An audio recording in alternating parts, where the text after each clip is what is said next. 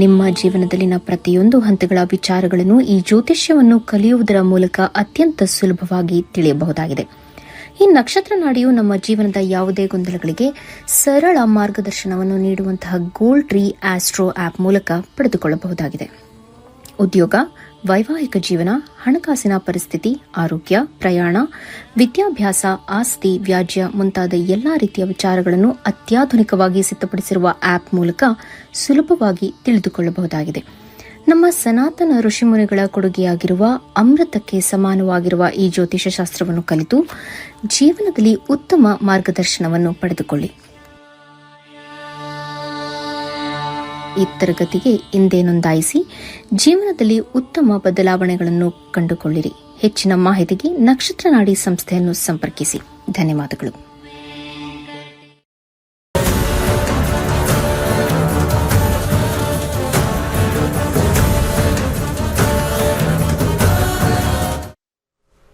ನಮಸ್ತೆ ವೀಕ್ಷಕರೇ, ನಕ್ಷತ್ರ ನಾಡಿ ವಿಶೇಷ ನೇರ ಪ್ರಸಾರ ಕಾರ್ಯಕ್ರಮಕ್ಕೆ ತಮ್ಮೆಲ್ಲರಿಗೂ ಪ್ರೀತಿಯ ಸ್ವಾಗತ. ನಾನು ಕಾವ್ಯ ಆಚಾರ್.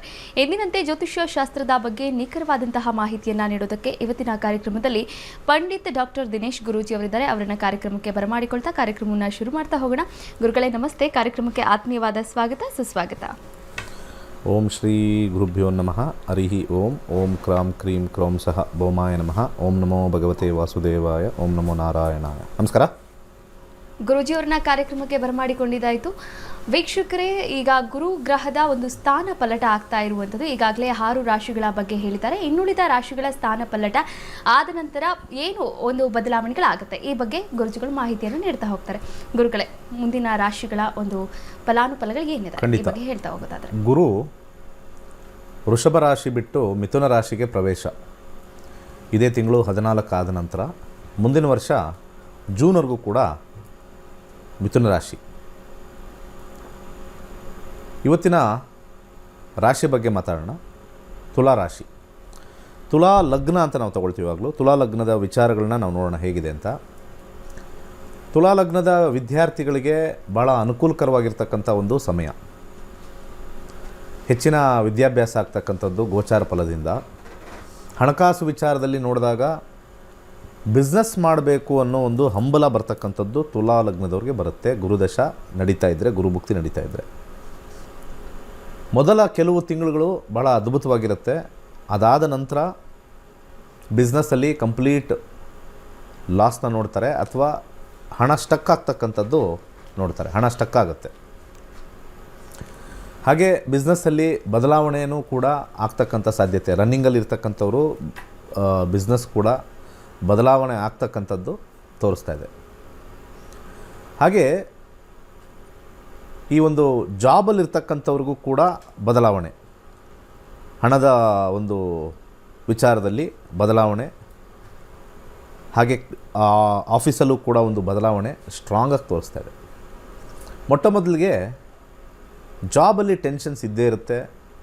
ಸೊ ಜಾಬಲ್ಲಿ ಡಿಮೋಷನ್ ಆಗ್ತಕ್ಕಂಥದ್ದು, ಅಥವಾ ಯಾವುದಾದ್ರು ಒಂದು ಬೇರೆ ಡಿಪಾರ್ಟ್ಮೆಂಟ್ಗೆ ಆಗ್ತಕ್ಕಂಥದ್ದು, ಅಥವಾ ಬೇರೆ ಹುಡ್ಕೊಳ್ಳಿ ಅಂತ ಹೇಳಿ ಕಳಿಸ್ತಕ್ಕಂಥ ಒಂದು ಸಾಧ್ಯತೆ 5ನೇ ಮನೆ ವಿಶೇಷವಾಗಿ ನಕ್ಷತ್ರದಲ್ಲಿ ತೋರಿಸ್ತಾ ಇದೆ ತುಲಾ ಲಗ್ನದವ್ರಿಗೆ.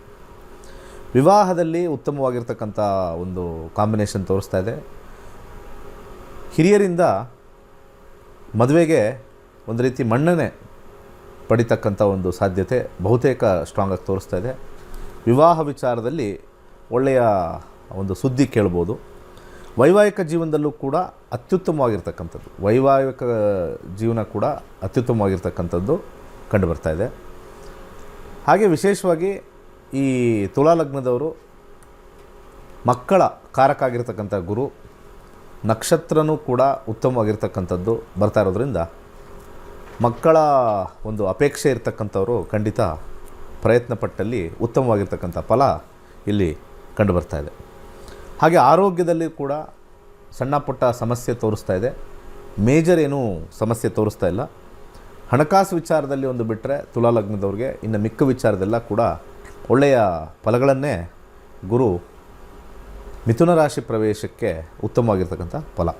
ಮುಂದಿನ ಒಂದು ಲಗ್ನಕ್ಕೆ ಹೋಗೋಣ. ಮುಂದಿನ ಲಗ್ನ ವೃಶ್ಚಿಕ ಲಗ್ನ.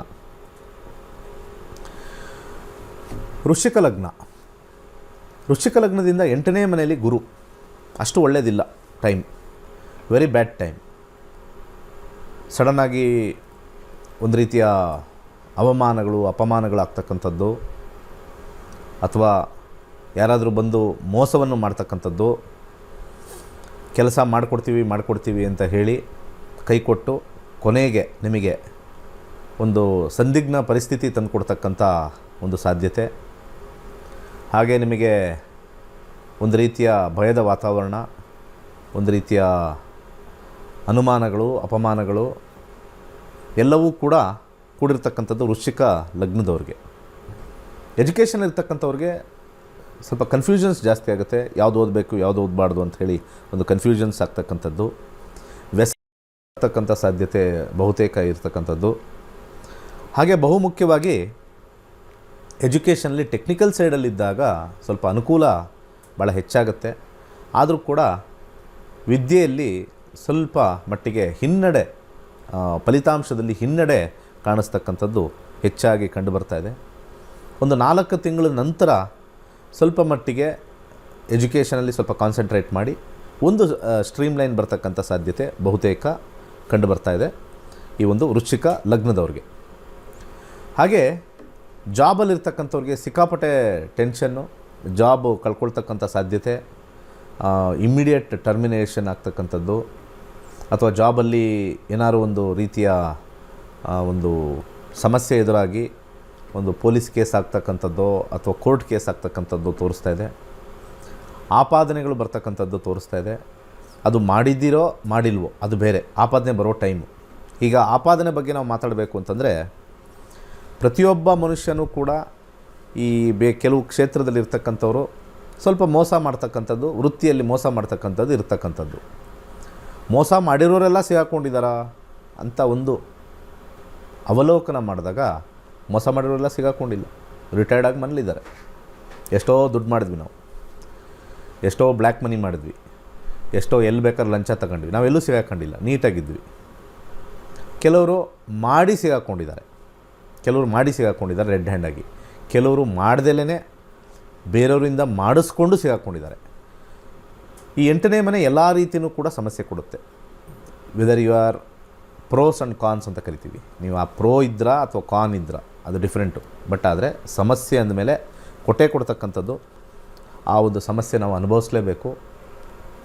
ಪರರಿಗೆ ಅಥವಾ ಒಂದು ಪಬ್ಲಿಕ್ಕಿಗೆ ಅಥವಾ ನಮ್ಮ ಎದುರಾಳಿಗಳಿಗೆ ಒಂದು ರೀತಿಯ ಒಂದು ಮಾತುಕತೆಗೆ ಬರ್ತಕ್ಕಂಥ ಒಂದು ವಿಚಾರಗಳಿರ್ತವೆ ಹೊರತು ಸತ್ಯ ಅಸತ್ಯ ಮಾತ್ರ ಆ ಒಂದು ಗುಟ್ಟಾಗಿ ಜ್ಯೋತಿಷ್ಯ ಶಾಸ್ತ್ರದಲ್ಲಿ ಅಥವಾ ಕರ್ಮಫಲದಲ್ಲಿ ಮಾತ್ರ ಇರುತ್ತೆ.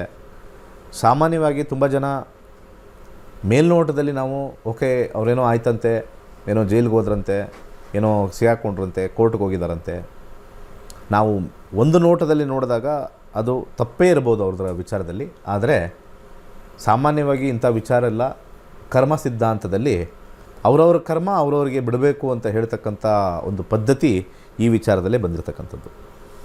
ಹಾಗೆ ಬಿಸ್ನೆಸ್ಸಲ್ಲೂ ಕೂಡ ಸ್ವಲ್ಪ ಮಟ್ಟಿಗೆ ಲಾಸ್ ಆಗ್ತಕ್ಕಂಥದ್ದು ತೋರಿಸ್ತಾ ಇದೆ. ಸ್ವಲ್ಪ ಮಟ್ಟಿಗೆ ಮೋಸ ಹೋಗ್ತಕ್ಕಂಥದ್ದು, ಪಾರ್ಟ್ನರ್ಶಿಪ್ ಏನಾದ್ರು ಮಾಡಿದರೆ ಸ್ವಲ್ಪ ಗಲಾಟೆಗಳಾಗ್ತಕ್ಕಂಥದ್ದು ವಿಶೇಷವಾಗಿ ಕಂಡುಬರ್ತಾ ಇದೆ. ಅದರ ಜೊತೆಗೆ ಒಂದು ಸ್ವಲ್ಪ ಈ ಬಿಸ್ನೆಸ್ಸಲ್ಲಿ ಬದಲಾವಣೆ ಸ್ವಲ್ಪ ಕಂಡುಬರ್ತಾ ಇದೆ. 5ನೇ ಮನೆ ಸ್ವಲ್ಪ ಬದಲಾವಣೆ ತೋರಿಸುತ್ತೆ ಬಿಸ್ನೆಸ್ಸಲ್ಲಿ. ವಿವಾಹ ಜೀವನಕ್ಕೆ ಬರೋಣ. ವಿವಾಹದಲ್ಲಿ ಸಾಕಷ್ಟು ಸಮಸ್ಯೆ ಗೊಂದಲಗಳನ್ನು ನೋಡ್ತೀವಿ. ವಿಚ್ಛೇದನೆವರೆಗೂ ಕೂಡ ಹೋಗ್ತಕ್ಕಂಥ ಸಾಧ್ಯತೆ. ಹೊಸದಾಗಿ ಮದುವೆ ಆಗ್ತಕ್ಕಂಥವರು ಕೂಡ ಸಡನ್ನಾಗಿ 2 ರಿಂದ 3 ತಿಂಗಳಲ್ಲಿ ಗಲಾಟೆ ಮಾಡಿಕೊಂಡು ಮನಸ್ತಾಪಗಳು ಮಾಡಿಕೊಂಡು ಇರ್ತಕ್ಕಂಥ ಸಾಧ್ಯತೆ. ವಿವಾಹದಲ್ಲಿ ಮೋಸ ಹೋಗ್ತಕ್ಕಂಥ ಸಾಧ್ಯತೆ ತೋರಿಸ್ತಾ ಇದೆ. ಮೋಸ ಹೋಗೋದು ಅನೇಕ ರೀತಿಯಲ್ಲಿ ಮೋಸ ಹೋಗ್ತೀವಿ ನಾವು. ಅದು ಅನೇಕ ವಿಚಾರಗಳಿರ್ತವೆ. ಇಂಥದ್ದು ಅಂಥದ್ದು ಅಂತ ಪಿನ್ ಪಾಯಿಂಟ್ ಮಾಡೋದು ಕಷ್ಟ. ಆದರೆ ಮೋಸ ಅಂತಕ್ಕಂಥದ್ದು ಭಾಳ ವಿಶೇಷವಾಗಿ ನಮಗೆ ಅಲ್ಲಿ ಕಂಡು ಇರ್ತಕ್ಕಂಥದ್ದು ತೋರಿಸ್ತಾ ಇದೆ. ಹಾಗೆ ವಿಚ್ಛೇದನೆಗೂ ಕೂಡ ಹೋಗ್ತಕ್ಕಂಥದ್ದು, ಕೋರ್ಟ್ಗೆ ಹೋಗ್ತಕ್ಕಂಥದ್ದು ಬಹುತೇಕ ಹೆಚ್ಚಾಗಿ ತೋರಿಸ್ತಾ ಇದೆ. ದಶಾಭುಕ್ತಿಗಳು ಚೆನ್ನಾಗಿದ್ದಾಗ ಗೋಚಾರ ಫಲಗಳು ಸ್ವಲ್ಪ ಬಂದು ಡಿಸ್ಟರ್ಬ್ ಮಾಡುವ ಸಾಧ್ಯತೆ ಇದೆ. ದಶಾಭುಕ್ತಿಗಳು ಚೆನ್ನಾಗಿಲ್ಲದೆ ಇದ್ದಾಗ, ಈ ಒಂದು ಗೋಚಾರ ಫಲ ಚೆನ್ನಾಗಿಲ್ಲದೆ ಇದ್ದಾಗ ಅದು ಆಚೆ ಕಡೆ ತೊಗೊಂಡೋಗಿ ಆದಿರಂಪ ಬೀದಿರಂಪ ಮಾಡ್ತಕ್ಕಂಥ ಗ್ರಹಸ್ಥಿತಿಗಳನ್ನು ನಾವಿಲ್ಲಿ ಕಂಡುಕೋಬೋದಾಗಿದೆ. ಹಾಗೆ ಆಕ್ಸಿಡೆಂಟ್ ಕಾಂಬಿನೇಷನ್ ತುಂಬಾ ಸ್ಟ್ರಾಂಗಾಗಿ ತೋರಿಸ್ತಾ ಇದೆ. ಯಾಕೆಂದರೆ ಯಾವಾಗ ರಾಹುವಿನ ನಕ್ಷತ್ರ ಪ್ರವೇಶ ಆಗುತ್ತೆ, ಒಂದು 4 ತಿಂಗಳಾದ ನಂತರ ರಾಹುವಿನ ನಕ್ಷತ್ರ, ವಿಶೇಷವಾಗಿ ಆರಿದ್ರಾ ನಕ್ಷತ್ರ ಪ್ರವೇಶ ಆದಾಗ ಬಹುಪಾಲು ಆಕ್ಸಿಡೆಂಟ್ ಆಗ್ತಕ್ಕಂಥದ್ದು ಅಥವಾ ಸಡನ್ನಾಗಿ ಆಪ್ರೇಷನ್ಗೆ ಬರ್ತಕ್ಕಂಥದ್ದು, ಆಪ್ರೇಷನ್ ಮಾಡಲೇಬೇಕು, ಚೆನ್ನಾಗೇ ಇದ್ವಿ, ಸಡನ್ನಾಗಿ ನಮಗೆ ಸಡನ್ನೆಸ್ ತೋರಿಸುತ್ತೆ. Rahu is a planet of suddenness ಅಂತ ನಾವು ಕರಿತೀವಿ.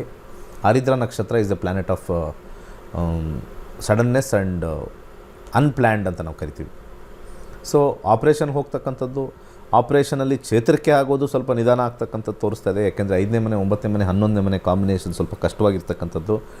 ವೃಶ್ಚಿಕ ಲಗ್ನದವರು ಸ್ವಲ್ಪ ಪ್ರಿಕಾಷನ್ಸ್ ಅಂತ ನಾವೇನು ಹೇಳ್ತೀವಿ ಅದು ತೊಗೊಳ್ಳೇಬೇಕಾಗತ್ತೆ. ಅಂದರೆ ರೆಗ್ಯುಲರ್ ಚೆಕಪ್ಸ್ ಫಸ್ಟ್ ಮಾಡ್ಕೋಬೋದು. ಹಾಗೆ ಟ್ರಾವೆಲ್ ಮಾಡಬೇಕಾದ್ರೆ ಅಟ್ಮೋಸ್ಟ್ ಕೇರ್ ತೊಗೊಳ್ಬೇಕು ಆ ಕಡೆ ಈ ಕಡೆ ಇರ್ತಕ್ಕಂಥದ್ದು. ಹಾಗೆ ತ್ರಯಂಬಕ ಮಂತ್ರವನ್ನು ಜಪ ಮಾಡ್ತಕ್ಕಂಥದ್ದು ಸ್ವಲ್ಪ ನಮಗೆ ಮೆದುಳ ಅಬ್ಲಾಂಗೇಟದಲ್ಲಿ ಕಾನ್ಷಿಯಸ್ನೆಸ್ನ ಇಂಕ್ರೀಸ್ ಮಾಡುತ್ತೆ. ಕಾನ್ಷಿಯಸ್ನೆಸ್ ಅಂತ ನಾವು ಕರಿತೀವಿ. ಯಾವಾಗ ನಾವು ಮಂತ್ರಪಠನೆ ಹೆಚ್ಚಾಗಿ ಮಾಡ್ತೀವಿ ಆ ಸಮಯದಲ್ಲಿ ಭಾಳ ಇಂಪಾರ್ಟೆಂಟಾಗಿ ನಮಗೆ ಮುಂದೆ ಬರ್ತಕ್ಕಂಥ ಔರ ಅಂತ ನಾವೇನು ಕರಿತೀವಿ ಅದು ನಮಗೆ ಗೋಚರ ಆಗುತ್ತೆ. ನೆಗೆಟಿವ್ ಔರ, ಪಾಸಿಟಿವ್ ಅಲ್ಲ. ಓಕೆ, ಅಲ್ಲಿ ಯಾಕೋ ಹೋಗೋಕ್ಕೆ ಮನಸ್ಸು ಬೇಡ ಅಂತ ಹೇಳ್ತಾ ಇದೆ.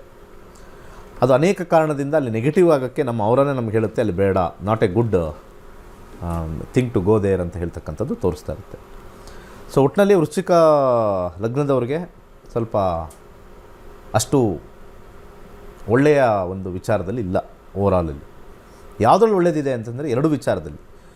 ಒಂದು ಪಿತ್ರಾರ್ಜಿತ ಆಸ್ತಿ ಬರ್ತಕ್ಕಂಥ ಸಾಧ್ಯತೆ, ಅಥವಾ ಜಮೀನು ಕೊಳ್ಕೊಳ್ತಕ್ಕಂಥದ್ದು, ಅಗ್ರಿಕಲ್ಚರ್ ಲ್ಯಾಂಡ್ ತೊಗೊಳ್ತಕ್ಕಂಥದ್ದು, ಹಾಗೆ ಒಂದು ಸೈಟು ಅಥವಾ ಮನೆ ಕಟ್ತಕ್ಕಂಥ ಸಾಧ್ಯತೆ, ಇಷ್ಟು ಕೂಡ ಪಾಸಿಟಿವ್ ಸೈಡಲ್ಲಿ ನಾವು ನೋಡ್ಬೋದು ವೃಶ್ಚಿಕ ಲಗ್ನದವ್ರಿಗೆ.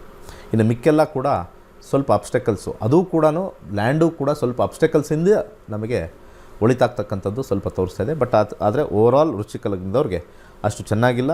ನಕ್ಷತ್ರ ಲೆವೆಲ್ಲೂ ಚೆನ್ನಾಗಿಲ್ಲ. ಗ್ರಹದಿಂದ ನಾವು ನಕ್ಷತ್ರ ಲೆವೆಲ್ಗೆ ಹೋದಾಗಲೂ ಕೂಡ ಅಷ್ಟು ಚೆನ್ನಾಗಿಲ್ಲ. 2 ನಕ್ಷತ್ರ ಕೂಡ ಸ್ವಲ್ಪ ಸಮಸ್ಯೆ.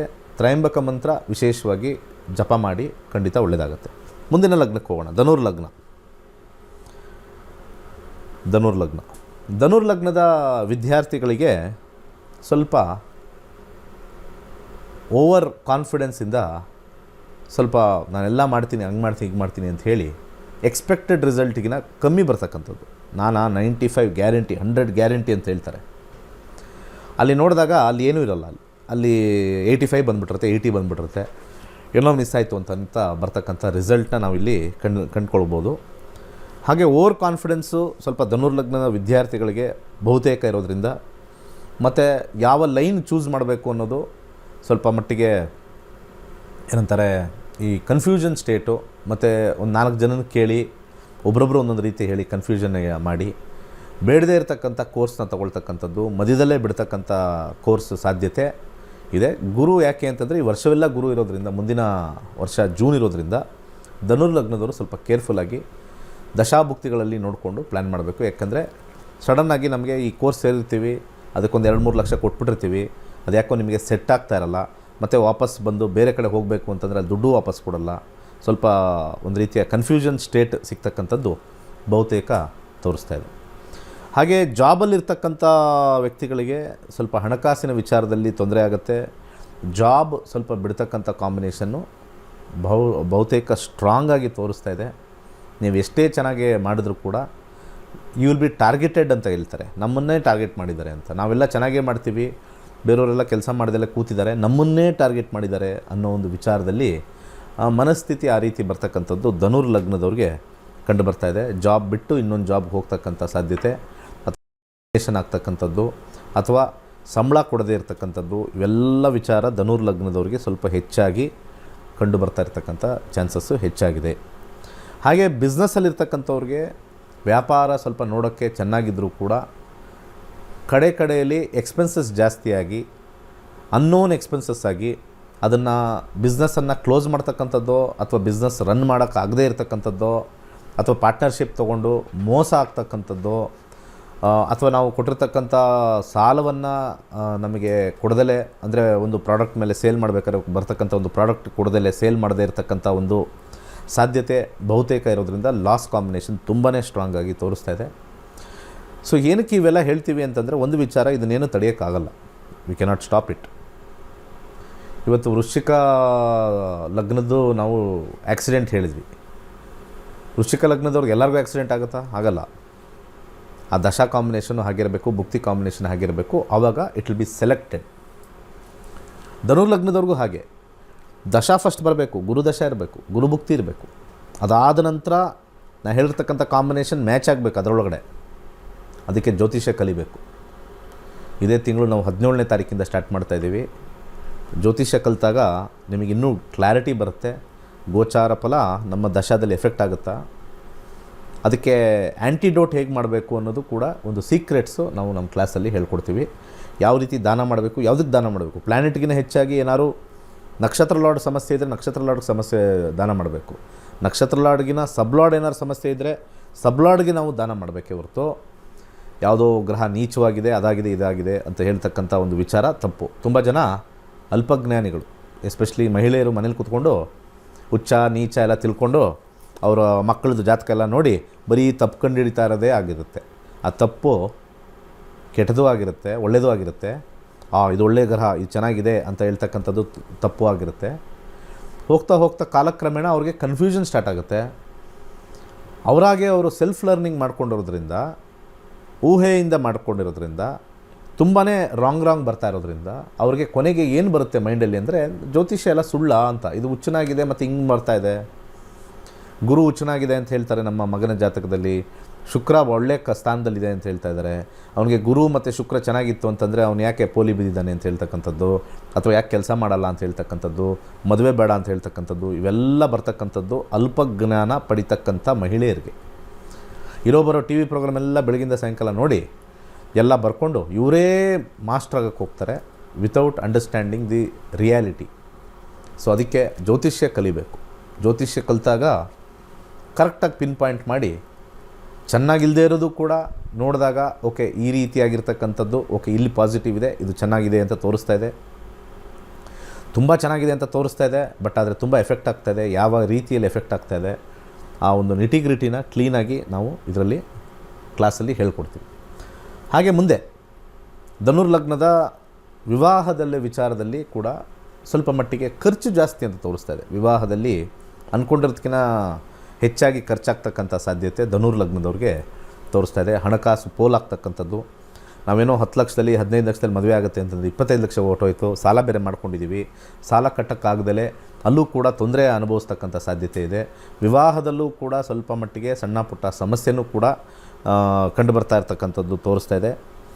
ಹಾಗೆ ಆರೋಗ್ಯದಲ್ಲಿ ಬಂದಾಗ, ಆರೋಗ್ಯದಲ್ಲಿ ಸ್ವಲ್ಪ ಮಟ್ಟಿಗೆ ಆಪ್ರೇಷನ್ಗಳೇನೋ ನಡೆದ್ರೆ ಬೇಗ ಚೇತರಿಕೆ ಆಗ್ತಕ್ಕಂಥ ಸಾಧ್ಯತೆ ಇದೆ.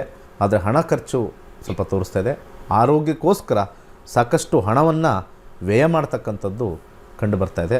ಅದನ್ನು ಹೊರತುಪಡಿಸಿ ಇನ್ನು ಧನುರ್ಲಗ್ನದವ್ರಿಗೆ ಸ್ವಲ್ಪ ಹಣದ ವಿಚಾರದಲ್ಲೇ ಹೆಚ್ಚಾಗಿ ಬಂದಿರೋದ್ರಿಂದ ಫಿನಾನ್ಸ್ ಮತ್ತು ಜಾಬ್ನ ಕೇರ್ಫುಲ್ಲಾಗಿ ನೋಡ್ಕೊಳ್ಳಿ. ಇಷ್ಟು ಈ 3 ಲಗ್ನಗಳ ವಿಚಾರ. ಇನ್ನು ಮುಂದಿನ 3 ಲಗ್ನಗಳು ಮಕರ, ಕುಂಭ ಮತ್ತು ಮೀನ ಮುಂದಿನ ಸಂಚಿಕೆಯಲ್ಲಿ ಖಂಡಿತ ಮಾಡೋಣ. ವೀಕ್ಷಕರೇ, ನೀವು ಕೂಡ ಜ್ಯೋತಿಷ್ಯ ಶಾಸ್ತ್ರವನ್ನು ಮನೆಯಲ್ಲಿಯೇ ಕುಳಿತು ಕುಟುಂಬ ಸಮೇತರಾಗಿ ಕಲಿಬಹುದಾಗಿದೆ, ಕಲಿಸಬಹುದಾಗಿದೆ, ತಮ್ಮ ಜೀವನವನ್ನು ಕೂಡ ರೂಪಿಸ್ಕೊಳ್ಬಹುದಾಗಿದೆ. ಜ್ಯೋತಿಷ್ಯ ಶಾಸ್ತ್ರದ ಬಗ್ಗೆ ನಿಖರವಾದಂತಹ ಮಾಹಿತಿ ಬೇಕಾದಲ್ಲಿ, ಆನ್ಲೈನ್ ಕ್ಲಾಸಸ್ ಬಗ್ಗೆ ಮಾಹಿತಿ ಬೇಕಾದಲ್ಲಿ ನೀವು ಮಾಡಬೇಕಾಗಿರೋದಿಷ್ಟೇ. ಸ್ಕ್ರೀನ್ ಮೇಲೆ ಕಾಣಿಸ್ತಾ ಇರುವಂತಹ ನಂಬರ್ಗೆ ಕರೆ ಮಾಡಿ ಹಾಗೆ ಸಂಪೂರ್ಣವಾದಂತಹ ಮಾಹಿತಿಯನ್ನು ಕೂಡ ಪಡೆದುಕೊಳ್ಬಹುದಾಗಿದೆ. ಈಗಾಗಲೇ ವಿಶ್ವದಾದ್ಯಂತ 65,000ಕ್ಕೂ ಹೆಚ್ಚು ವಿದ್ಯಾರ್ಥಿಗಳು ಪಂಡಿತ್ ದಿನೇಶ್ ಗುರೂಜಿ ಅವರ ನೇತೃತ್ವದಲ್ಲಿ ಜ್ಯೋತಿಷ್ಯವನ್ನು ಕಲಿತಿದ್ದಾರೆ, ಕಲಿಸ್ತಾ ಇದ್ದಾರೆ, ಹಾಗೆ ತಮ್ಮ ಜೀವನವನ್ನು ಕೂಡ ರೂಪಿಸ್ಕೊಂಡಿದ್ದಾರೆ. ಇನ್ನು 1000ಕ್ಕೂ ಹೆಚ್ಚು ವಿದ್ಯಾರ್ಥಿಗಳು ಡಾಕ್ಟರೇಟನ್ನು ಕೂಡ ಪಡೆದುಕೊಂಡಿದ್ದಾರೆ. ಇದೀಗ ವಿದ್ಯಾರ್ಥಿಗಳ ಒಂದು ಅಭಿಪ್ರಾಯವನ್ನು ಕೇಳುವಂತಹ ಸಮಯ ಆಗಿರುವಂಥದ್ದು. ಇನ್ನು ವಿದ್ಯಾರ್ಥಿಗಳ ಅಭಿಪ್ರಾಯ ಏನಾಗಿದೆ ನೋಡ್ಕೊಂಡು ಬರೋಣ ಅಂತ ಹೇಳಿ ಬೆಂಗಳೂರಿಂದ ಬಂದಿದ್ದೀನಿ. ನಕ್ಷತ್ರ ನಾಡಿ 92nd ಬ್ಯಾಚಿಂದ ಮಾಡಿದ್ದೀನಿ, ಮತ್ತು ಹೈಯರ್ ಕ್ಲಾಸು 17th ಬ್ಯಾಚಿಂದ ಮಾಡಿದ್ದೀನಿ.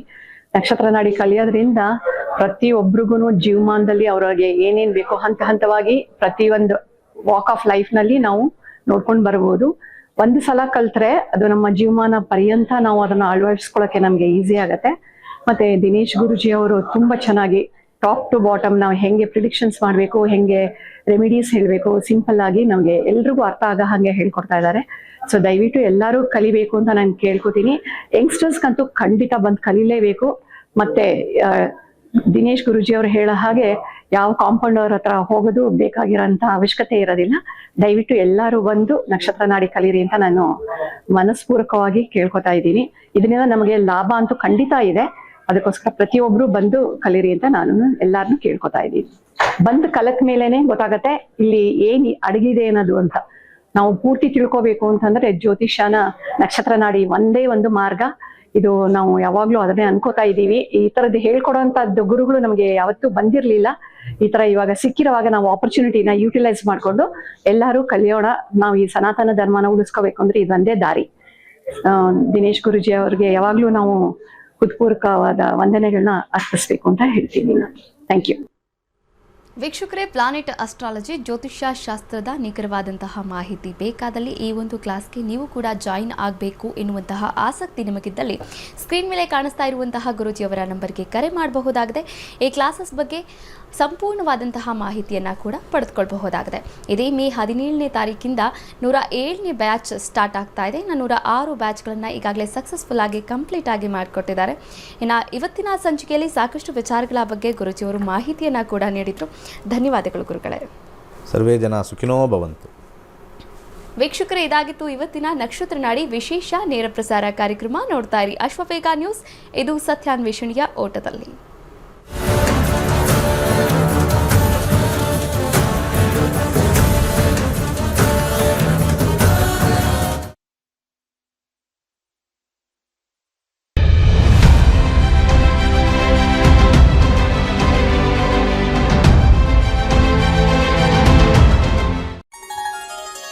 ಕೈಲಾಶ್ ಯಂತ್ರವು ಅತ್ಯಂತ ಪ್ರಾಚೀನವಾದ ಶಕ್ತಿಶಾಲಿಯಾದ ಯಂತ್ರವಾಗಿದೆ. ಸರಿಸುಮಾರು 800ರಿಂದ 1000 ವರ್ಷಗಳ ಹಿಂದೆ ಹಲವಾರು ಸಂಯೋಗಗಳಿಂದ ರಚಿಸಲ್ಪಟ್ಟಿರುವ ಯಂತ್ರವೇ ಈ ಕೈಲಾಶ್ ಯಂತ್ರ. ಇಂಟರ್ನೆಟ್ ಅಲ್ಲಿ ಗೂಗಲ್ ಅಲ್ಲಿ ಹುಡುಕದ ಕೈಲಾಶ್ ಯಂತ್ರದ ಹಿನ್ನೆಲೆ ಹುಡುಕೋದು ನಿಮಗೆ ಖಂಡಿತ ಸಿಗುತ್ತೆ. 800ರಿಂದ 1000 ವರ್ಷಗಳ ಹಿಂದೆ ಒಂದು ಹಲವಾರು ಕಾಂಬಿನೇಷನ್ಸ್ ನ ಮಿಕ್ಸ್ ಮಾಡಿರ್ತಕ್ಕಂಥ ವಿಶೇಷವಾಗಿರ್ತಕ್ಕಂಥ ಒಂದು ಯಂತ್ರವೇ ಕೈಲಾಶ್ ಯಂತ್ರ. ಈ ಯಂತ್ರದ ವಿಶೇಷತೆ ಬಹಳಷ್ಟಿದೆ. ಇದರ ಮಧ್ಯದಲ್ಲಿ ಕೋರ್ ಅಂತ ನಾವೇನ್ ಕರಿತೀವಿ, ಇದು ಚೈನೀಸ್ ನ್ಯೂಮರಾಲಜಿ ಬರ್ತಕ್ಕಂಥ ಲೋಶೋ ಗ್ರಿಡ್. ಹಾಗೆ ಇದು ಸುತ್ತ ಇರತಕ್ಕಂಥದ್ದು ವಿಶೇಷವಾಗಿರ್ತಕ್ಕಂಥ 12 ಪ್ರಾಣಿಗಳು. ಅದು ಚೀನಿ ಪ್ರಾಣಿಗಳು, ಅನಿಮಲ್ ಸ್ಪಿರಿಟ್ಸ್ ಅಂತ ಹೇಳಿ ಕೆಲವರು ಮಾಡ್ತಾರೆ. ಅದ್ರ ಸುತ್ತ ಔಟರ್ ಲೇಯರ್ ಇರತಕ್ಕಂಥ ವಿಶೇಷವಾಗಿರ್ತಕ್ಕಂಥ ಮಂತ್ರ. ಅದಾದ್ಮೇಲೆ 4ರಲ್ಲಿ ದಿಗ್ಬಂಧ ಆಗಿರ್ತಕ್ಕಂಥದ್ದು. ಒಂದು ಓಮಿಂದ ದಿಗ್ಬಂಧ ಆಗಿದೆ, ಇನ್ನೊಂದು ಸ್ವಸ್ತಿಕಿಂದ ದಿಗ್ಬಂಧನ ಆಗಿದೆ, ಒಂದು ಶಿವನ ಒಂದು ಅಂಶ ಆಗಿರ್ತಕ್ಕಂಥ ಫೋಟೋ ಇಂದ ದಿಗ್ಬಂಧನ ಆಗಿದೆ, ಕೊನೆಯಲ್ಲಿ ಒಂದು ತ್ರಿಶಕ್ತಿ ಇರತಕ್ಕಂಥ ತ್ರಿಶೂಲದಿಂದ ದಿಗ್ಬಂಧನ ಆಗಿರ್ತಕ್ಕಂಥದ್ದು.